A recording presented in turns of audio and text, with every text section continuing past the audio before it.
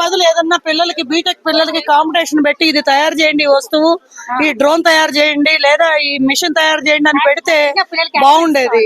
ఇట్లాంటి సమాజ వికాసానికి ఉపయోగపడాలి గాని మీరు చూస్తున్నారుగా ఎంత అసభ్యకరంగా ఉంటుందో. ఒకరు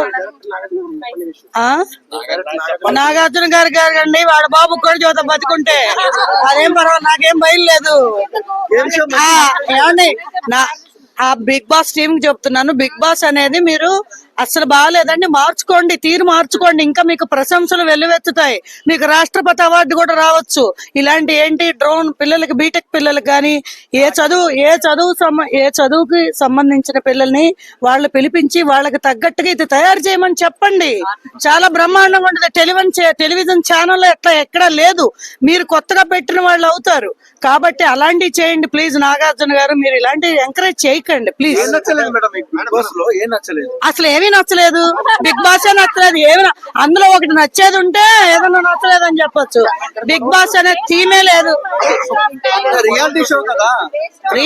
రియాలిటీ షోలు చాలా ఉన్నాయండి, తొక్కలో రియాలిటీ షో అక్కర్లా. అంటే ఎవరైనా గొడవలు పడకూడదని నేర్చుకుంటారా లేదా ఈ డ్రోన్ తయారు చేయడం నేర్చుకోవాలి? ఏఐకి సంబంధించింది ఇప్పుడు టెక్నాలజీ ఏంటి ఇలా నేర్చుకోవాలి, జనానికి ఉపయోగపడేది, పిల్లలకి స్ఫూర్తిదాయకమైంది నేర్చుకోవాలి గాని తొక్కలో గేమ్స్ ఎందుకు? ఏమండి కాలేజీలో చెప్పేది వేరు, ఇలాంటి ప్రోగ్రామ్స్ వేరు.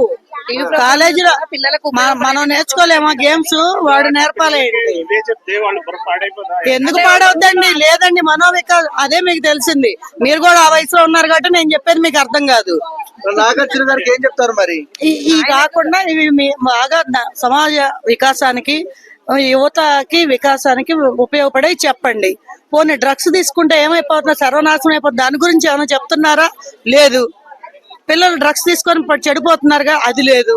తొక్కలో గేమ్స్ ఏంటి ఇవన్నీ ఓకే అసభ్యకరంగా ఉంది, ఏం బాగా.